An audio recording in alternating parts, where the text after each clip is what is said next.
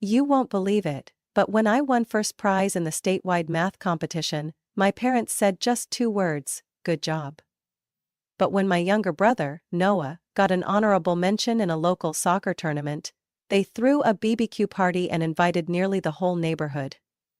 That was when I realized fairness was a luxury in my family. Every effort I made was invisible in their eyes, while Noah only had to breathe correctly to be praised like a genius. At one point I even wondered if I had been switched at birth, because I clearly didn't belong here. My name is Sophie. I'm 26 years old, born and raised in Minneapolis, Minnesota. I'm the eldest in a family of 4, my parents, me, and my younger brother Noah, who's 3 years younger. On the surface we looked like any typical family.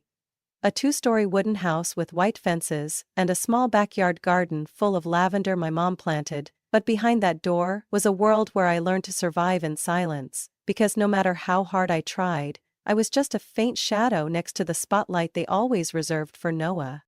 I started noticing the difference when I was very young, maybe around 2nd grade. That day, I had been chosen to recite a poem for our school celebration. I practiced all week, rewriting every line, and when I got home, excited to tell my mom, she just mumbled, "Oh, that's fine. But don't forget to bring in Noah's shoes from the porch, it's going to rain." I stood frozen, still holding the paper that my teachers had praised as emotional and beyond her age. But all my mom cared about were Noah's dirty shoes. Noah was always different. Always special. The year he got into the school's soccer team? Just the junior varsity, not even varsity. My parents went around telling everyone like he had been drafted to the national team. They bought him a brand new pair of Adidas cleats, worth nearly $200, while I was still using a hand-me-down backpack from last year with frayed straps. I never had a proper birthday party. The last time I had a cake was when I turned 10, a small discounted one from the grocery store. But when Noah turned 13, my parents booked a full outdoor party at Centennial Park, with tents, balloons, tons of food, and over 30 guests. I remember standing in the corner, taking pictures for him on my phone, and overhearing my mom tell a friend, "He deserves it all, he always brings joy to this family." Joy. Did anyone ever ask how I felt? Did anyone ever ask if I was okay doing homework alone, with no one to help, while Noah got mom sitting beside him going through every math problem, every paragraph, and rewarding him with vanilla ice cream afterward? I studied by myself, took care of myself, fought to get on the honor roll, only to receive a few indifferent nods. In high school, I got a perfect score in science and was nominated to join the prestigious STEM program at the University of Minnesota. I was thrilled and printed the invitation letter to show my parents, thinking maybe, just maybe, they'd be proud this time. But Dad only looked up from the TV for 3 seconds and said, "Well, do whatever you want. Just don't slack off on your chores." And Mom gave a tight smile. "Studying is good, but remember, you're a girl. Don't get too caught up. You'll need to take care of your family once you're married." I lost count of how many words I swallowed back. Every time Noah got driven to school, while I had to bike through the snow, I told myself, "It's fine." Every time I had stomach cramps and Mom said, "Don't exaggerate," while Noah sneezed and got hot lemon tea with a warm towel, I tried to convince myself, maybe she just forgot. But the truth is, she didn't forget. She just didn't care. All throughout my childhood, I felt like I was stuck in a math problem where no matter how hard I tried, I was always the wrong number. I tried to be the model child, obedient, studious, but none of it ever mattered unless I was Noah. And little by little, I realized, it wasn't that I lacked achievements. I lacked being their choice. They chose to cherish one of us, and I wasn't the one.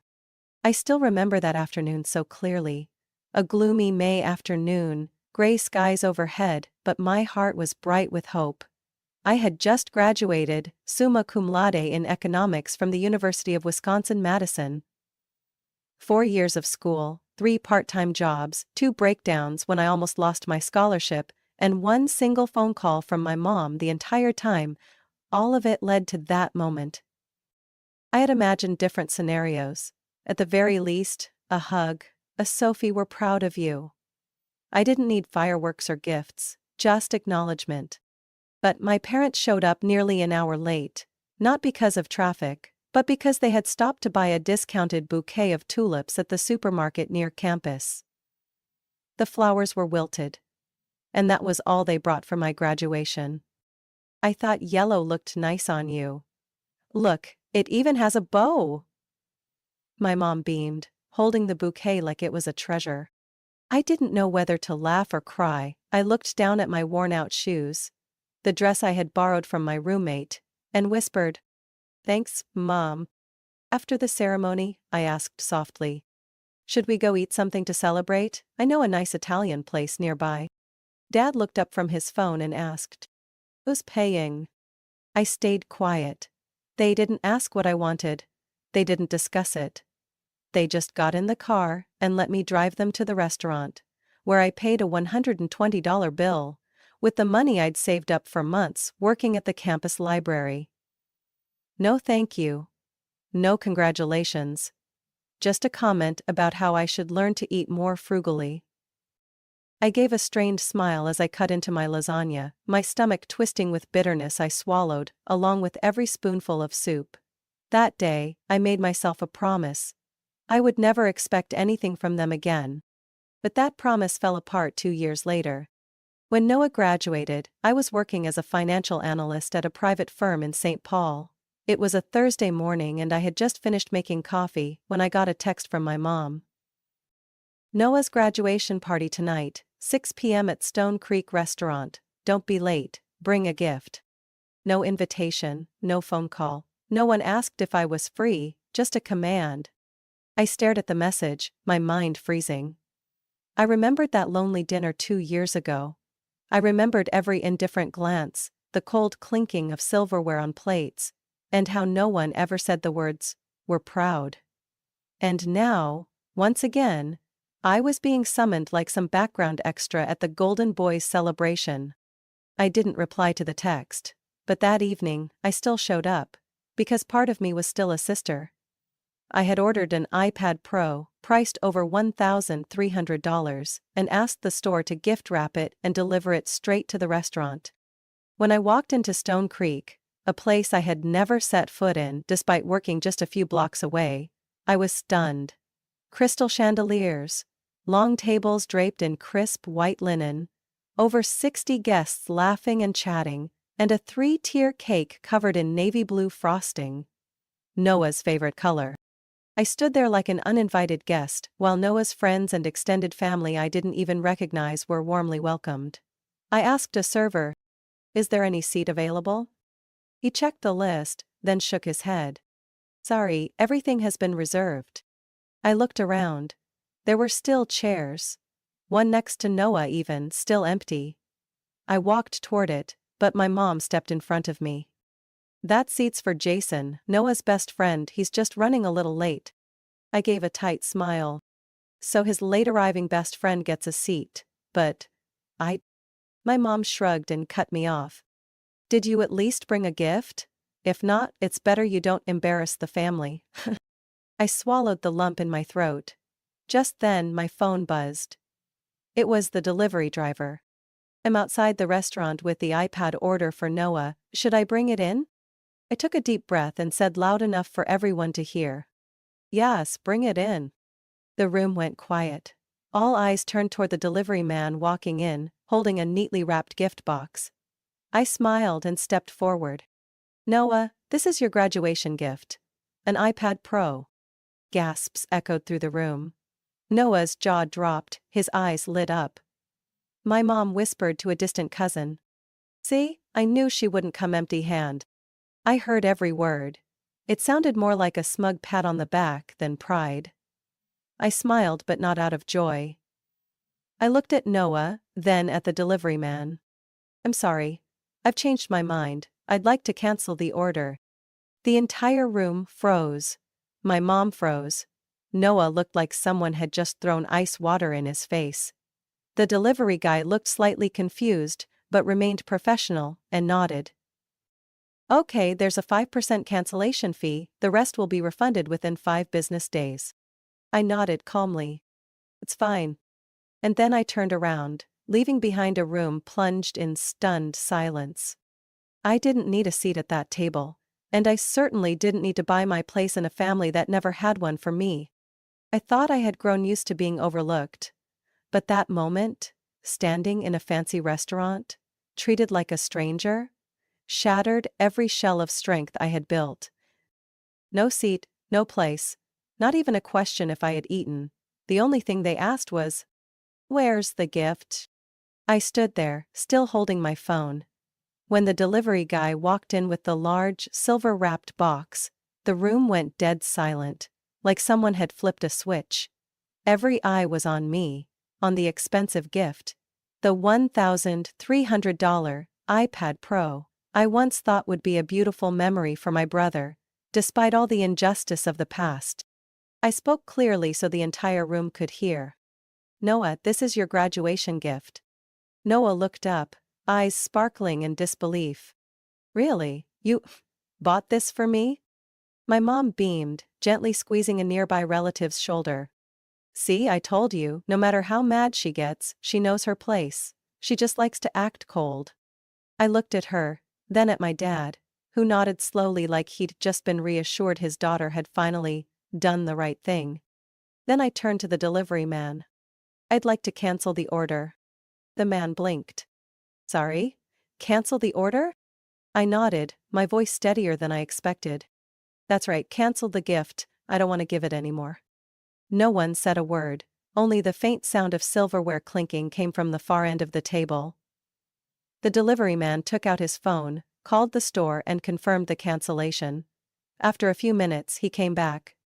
"A 5% fee will be deducted and the rest refunded in 3-5 days. "Perfect, thank you."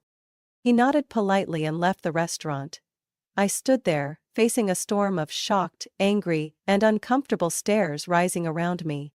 Noah slammed his hand on the table, voice sharp. "Are you crazy? You just wanted to humiliate me, didn't you?" I looked at my brother, the one who had been protected like a glass doll, never knowing rejection, never having to wait for anyone to listen. "You already have this whole party, over 60 guests, and a 3-tier cake. If you can't handle not getting a gift from me, maybe the problem lies somewhere else." My dad stood up abruptly, his face red with anger. "Sophie, what do you think you're doing? Do you think making a scene like this is going to get you anything?" My mom wasn't calm anymore. She stood beside me, her voice shrill. "You're being unbelievable. All you had to do was bring a gift and sit down for a meal like a normal person." I looked her straight in the eye. Normal? Like my graduation day, when the whole family brought wilted flowers and made me pay for my own meal? Normal, like today, when I didn't even get a chair but Noah's late friend still got a seat of honor. No one responded, not a single excuse. Just a thick, awkward silence, like I had just ruined a perfectly staged performance. I turned my back. As I walked away, I spoke loudly enough for everyone to hear. "If I don't have a seat at this table, then I have no reason to buy a gift for someone who's never shared a seat with me." And I left. No rush, no looking back. I didn't go home right away. I drove to a small cafe on the outskirts of Edina, the place I always went when I wanted to disappear from the world. The shop was still open, warm lights casting a soft glow on the worn wooden walls. I ordered an iced espresso, picked a quiet corner in the back, and sat down like I had just taken a boulder off my chest. Soft music played, the smell of coffee lingered in the air like a faint comfort. I didn't feel regret, not one bit. I knew they were probably furious. I knew there'd be heated conversations at home tonight. But I also knew this was just the beginning.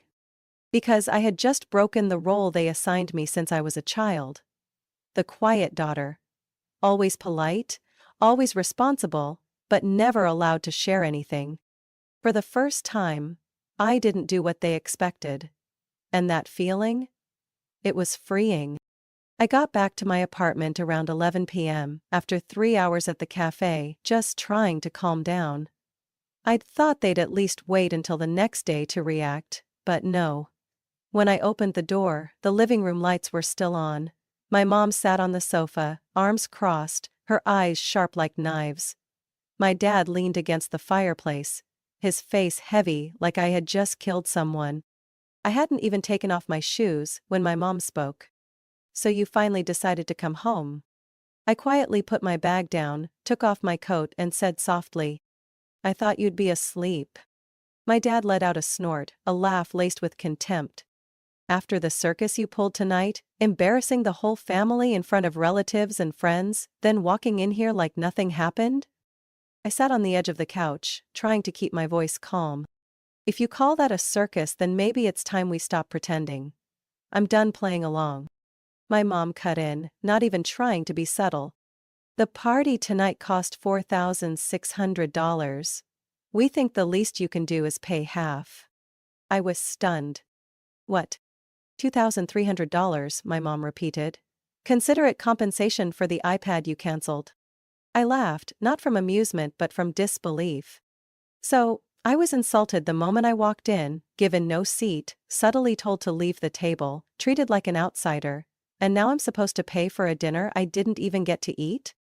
My dad's voice turned harsh. "You're his sister, you should feel responsible for your brother. He was really looking forward to that gift.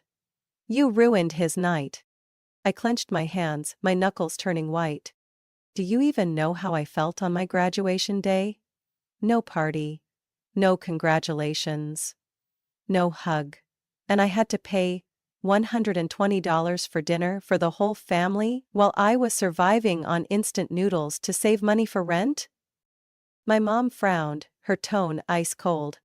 "You were already earning money then. You had a part-time job, didn't you?" Noah had nothing. "Yes, I earned money. I got scholarships. I worked 3 jobs at once to pay tuition. And because I could take care of myself." "That gave you an excuse not to care?" I turned to my dad, who usually stayed quiet when my mom talked, but this time he sighed and said, almost like a command, "Family is about supporting each other. If you earn more, then sharing is the right thing to do." I stood up, no longer holding back. Support? Sharing? Where was the sharing when I was sick and had to cook for myself? Where was the support when my birthday passed like any other day, while Noah got BBQs, cakes and balloons? All you ever do is demand. Never once asked if I had enough strength to give. My mom stood up and pointed her finger straight at my face. "You're selfish. If you can't even be considerate toward your own brother, how are you going to survive out there in the real world?" I looked her straight in the eye. For the first time in my life, I didn't look away. It's not that I won't give in, it's that I've been giving in my whole life, and today for the first time I stopped. "And that's all it takes, for you to call me selfish." The living room went silent. But it wasn't the silence of guilt. It was the silence before the next blow. My dad was the one to deliver it. "If you're not willing to help, then stop freeloading in this house." I gave a cold smile. "I pay $1,000 a month to live here, in this old house with no central air, walls so thin I can hear the neighbors cough. And if you want me gone, I'll go." My mom blinked, slightly caught off guard. "Sophie, don't overreact. Things can still be worked out. If you just be a little more flexible." I shook my head. "It's not about being stubborn. It's about finally saying, enough. If every apology comes with a price tag, then that's not family." I pulled out my phone, opened my banking app and showed them the screen. "I'm not paying the $2,300. Not today, not ever." My dad slammed his hand on the table and shouted, "Then get out of my house." I didn't flinch. I wasn't angry, I just turned around and walked to my room. The only thing on my mind was this. They just made the decision for me. I was leaving. Not for revenge, but to finally live on my own terms. I started packing the next morning. No tears, no hesitation. Just one item after another. Clothes, documents, the essentials, folded neatly into 2 suitcases. I didn't have much. Most of my life I'd learned how to live light, unburdened. Maybe, because I never really felt like home was a place I was meant to stay. I had just zipped up the second suitcase when my mom knocked. She didn't wait for me to answer. She walked right in. "Sophie, your dad was a little harsh last night. But, you're calm now, right?" I didn't look up. "Say what you came to say, I'm busy." She cleared her throat, then sat on the edge of the bed like she was preparing for a negotiation. "Your car? The black Honda. Your dad and I were thinking, maybe you could let Noah borrow it for a while? He needs it for job interviews." I stood up straight, laughing like I couldn't believe what I'd just heard. "Borrow it? Just for a few months, he just graduated, he doesn't have an income yet, you're already working." "You don't need it urgently." I crossed my arms. My voice wasn't loud, but it was firm as steel. "I worked and saved for almost 8 months to buy that car. On my own, without borrowing a cent. If Noah needs a car, he can buy it from me. I'm willing to sell. At a fair price." My mom's eyes widened like I had just said something scandalous. "You're going to charge your own brother for a car?" "No. I'm going to charge someone for my car, and if you want to talk about family, fairness starts with not treating me like a walking ATM. I heard my dad's footsteps in the hallway. He stood at the door, eyes dark. "That's too much, Sophie." I turned to him, unflinching. "What's too much is you always using 'he has nothing' as an excuse to make me give up everything. I've stayed silent for long enough." He took a step forward, pointed his finger at me. "If you feel like no one respects you in this house, then get out." I stood still for a few seconds. No reaction, no anger, just a slow nod. "All right, I'll go, and this time, I'm not coming back." I picked up my 2 suitcases and walked down the stairs. My dad said nothing more. My mom called out behind me, "You can't live alone forever. When you need help, don't expect anyone to be there." I stopped at the bottom step, never turning around. If the price of being helped is having to give up my self-respect, then I'd rather face the world alone. I opened the door and rolled my suitcase out. No one saw me off, no words of good luck, just the sound of the door slamming shut behind me. Like a final punctuation mark on 26 years of living in a family I never truly felt I belonged to. I temporarily rented a small room at a roadside motel in Bloomington. $580 a month. Not comfortable, not pretty, but at least it was mine. A place where I could sleep without worrying someone would knock to demand money, or demand the car I bought with my own hard-earned savings. I started planning to change jobs. My old office was too far away, and I knew I needed a clean break. No shared addresses, nowhere they could drop by unannounced.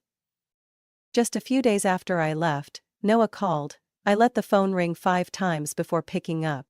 "What you did was too much. Mom and Dad are really mad." "Oh?"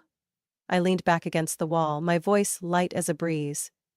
"They're mad because they couldn't get the car, right?" Noah was quiet for a moment, then lowered his voice. "You know I need it to go to job interviews. Why do you have to make everything a big deal?" I closed my eyes, letting out a soft laugh. "Noah, you had an entire graduation party that cost nearly $5,000. You've been pampered your whole life, forgiven for bad grades, praised just for trying. This car is the one thing I get to keep for myself, and you know what? I'm keeping it. No matter what." Noah said nothing, not a word. I hung up. I knew that call would reach my mom within the hour, and I also knew the real battle had just begun. I woke up the next morning in a cheap hotel room, thin curtains failing to block the sunlight slipping through every crack in the window. No more stomping footsteps on the old wooden floor, no more mom shouting from the kitchen, no more tightness in my chest every time I walked down the stairs. Just silence. Cold. And strangely, I felt at peace. The motel I stayed in was in the South Loop area, near the I-35W freeway. A run-down, damp place, but I didn't have many options. $70 a night. A small room, stained walls, a bathroom with a rusty faucet. But at least here, I knew for sure no one had a spare key to come in without knocking. I spent the first 2 days just sleeping, eating cup noodles and staying silent. No social media, no messages. I turned off my phone every night, like I was trying to erase the outside world. I needed to disconnect before I could start rooting myself somewhere new. On the third day, I started looking for an apartment. I didn't need anything fancy, just a small kitchen, decent heating, and a quiet enough space where I could breathe without feeling smothered. After 12 phone calls and 5 viewings, I found a one-bedroom apartment in West St. Paul, $500 a month, utilities included. The apartment was on the second floor of a 3-story old building, no elevator. The hardwood floors were slightly warped. The white paint on the walls had turned cream with age, but the window overlooked a sunlit empty lawn.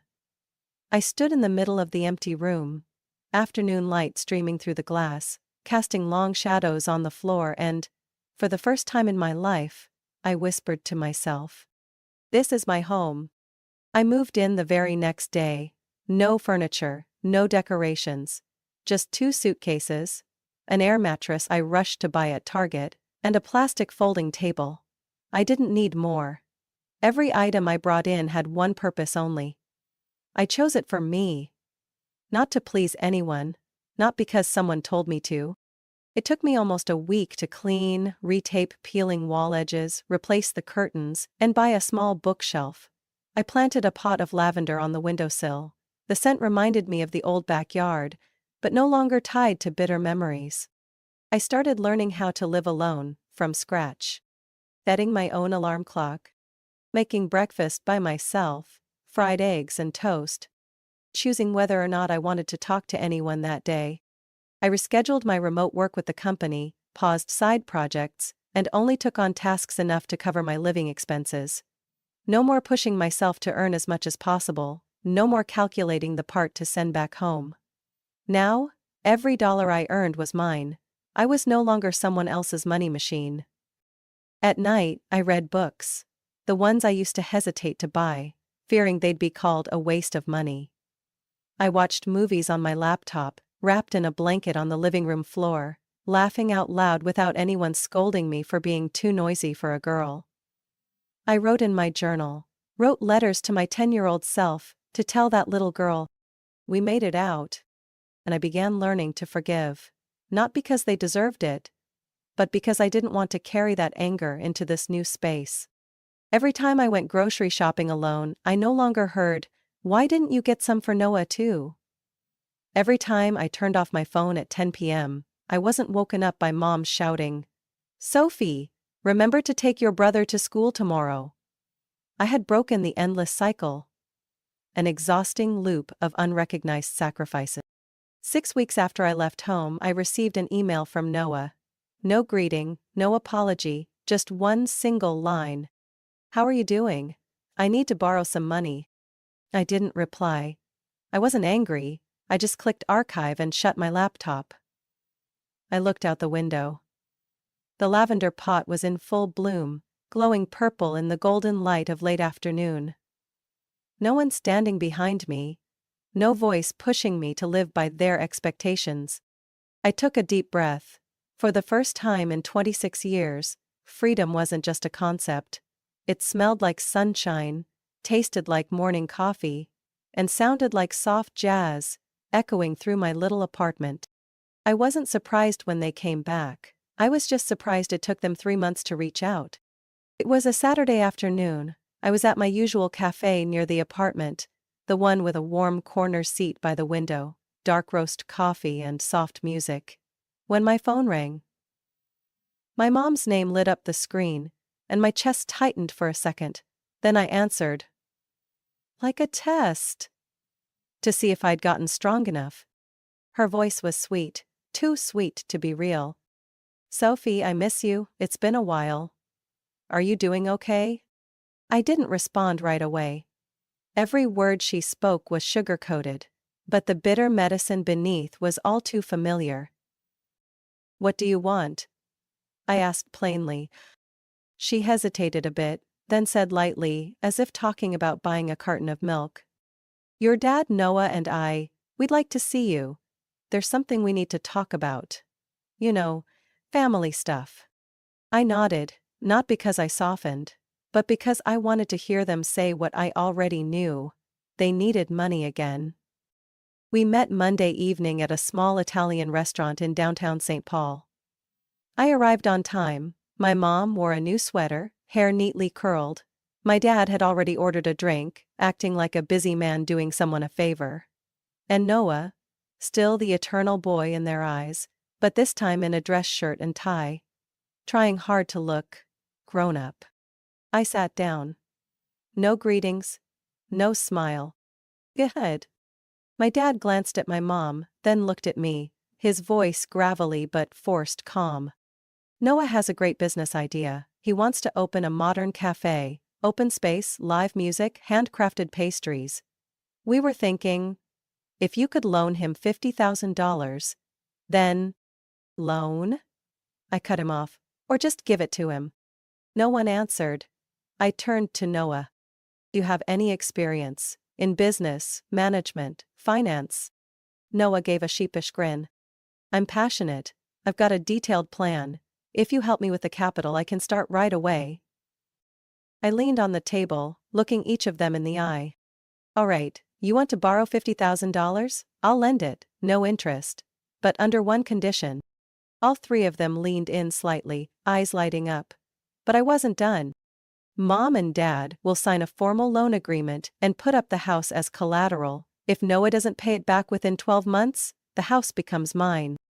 The room's warmth dropped instantly, like someone turned off the heat in the middle of a Minnesota winter. My dad slowly put his glass down, fingers tightening, voice hissing through clenched teeth. What the hell are you saying? I'm talking about responsibility and security, I said firmly. If Noah's serious, and if you believe in him, there's no reason not to sign the agreement. My mom winced. You can't ask us to mortgage the house. We've lived there our whole lives. And I lived there too, my whole life, I replied without hesitation. Treated like I didn't exist. If you want my money, it has to come with something of equal value in return. Noah stammered. I didn't think you'd be so… calculating. I smirked. You didn't calculate. That's why you expect others to take the risk for you. But I'm not like that anymore, Noah. I'm no longer the naive daughter who believes in unconditional family loyalty. My dad slammed his hand on the table, knocking his water glass over. You're ungrateful. All you care about is yourself. What kind of person are you, Sophie? You're not my daughter anymore. I calmly stood up and wiped the spilled water off my coat. That's your choice. Convenient, actually, because I never truly felt like your daughter in that house anyway. I walked out, past the three stunned faces, leaving behind a cold, untouched meal, and a truth they never wanted to face. I was no longer part of the circle they used to bind me for 26 years. I thought they'd come back, try to beg or bargain again, but they didn't. After that night at the Italian restaurant, when my dad shouted, "You're not my daughter anymore," the whole family went silent. As if I had never existed. No calls, no messages, no one knocking on my door. And I didn't need them anymore. 3 months passed. Summer gave way to early fall. My small apartment now felt cozy with a few second-hand furniture pieces I'd picked up from the thrift market. A walnut bookshelf, a small dining table for two, and a moss-green armchair that I cherished more than any gift my mother had ever given me. I lived peacefully in my own little world. No demands, no intrusions. Each morning I woke up early, jogged around Harriet Park, brewed coffee, listened to podcasts, and worked remotely. I had never felt life this light before. Until one Saturday afternoon, when I was picking tomatoes at the farmer's market, and ran into Emily, my paternal cousin. We were never close, but we kept polite contact. Christmas cards, birthday wishes on social media. When she saw me, she froze, sighing like she had just seen a ghost. Sophie, you haven't heard? I looked up, slightly frowning. Heard what? Emily glanced around nervously, as if afraid someone might overhear, then whispered. About Noah, and your parents. I didn't respond, but my gaze made it clear I expected a full explanation. She exhaled, her tone dropping. Noah's cafe shut down. It only lasted Not even 3 months. Huge losses. No customers. Completely in debt. I stayed silent. No surprise. No pity. Just a quiet confirmation. I had been right. Your parents, Emily continued, had to sell the house to cover his debt. It's been listed for over a month. Word is, they're looking for a cheaper place to rent further out. I nodded, a small gesture like I was reacting to the weather rather than the collapse of an entire family. Emily looked at me as if trying to guess whether I'd cry, rage, or gloat. But I only asked one question. Did they try to contact me? Emily paused for a few seconds, then shook her head. No, no one mentioned you. It's like you never existed. I laughed. A dry, cold laugh. Then they've finally done what they always quietly wished for. Living a life without me. Emily bit her lip, as if she wanted to say something more but didn't. I picked out a few tomatoes, placed them in my cloth bag and paid. Before leaving, I turned and said gently, if they ask, tell them I'm fine, doing very well, and not planning to come back. That night I sat alone in my little kitchen, candlelight flickering on the dining table. I made something simple, spaghetti with tomato sauce and meatballs. I played jazz music, opened the window to let the crisp autumn air and its scent drift in. No arguments, no guilt trips, no demands. Just what I chose. I thought about the old house. The one I grew up in, always in the shadow of my younger brother. Where every move I made was scrutinized, every effort undervalued. Every word labeled disrespectful. Now that house was up for sale. The walls I once cried against, the stairs I once climbed with heavy disappointment, would soon belong to someone else. And I didn't feel sad. Not at all. Because I had gotten out. No longer trying to please anyone, no longer the responsible older sister, the sacrificial eldest, or the daughter who never measured up. I am Sophie, 26, free, independent, and at peace. I know some people will judge me, say I turned my back on blood, that I should have helped my brother, that I shouldn't have walked away when my parents were struggling. But they never lived in that house. They didn't witness nearly 3 decades of me being pushed to the sidelines. I don't hate Noah, I just refuse to take responsibility for the failure he chose. I don't hate my parents. I simply refuse to carry the weight of a so-called family bond that was nothing more than a noose around my neck. And if anyone asks, Sophie, will you ever go back? The answer will always be no. From Sophie's story, I've come to realize that not every family is a safe place. When love is conditional on one-sided sacrifice and exploitation, we have the right to walk away and protect ourselves. Freedom doesn't come from being accepted. It comes from the moment you dare to say enough to long-standing injustice. Sophie didn't abandon anyone. She just stopped abandoning herself. And sometimes, the bravest thing you can do is walk away. And start a life that's truly your own. What do you think about Sophie's decision? Was she too harsh, or was it exactly what she needed to protect herself? Leave your thoughts in the comments below, and don't forget to follow the channel so you won't miss more emotional true life stories like this one.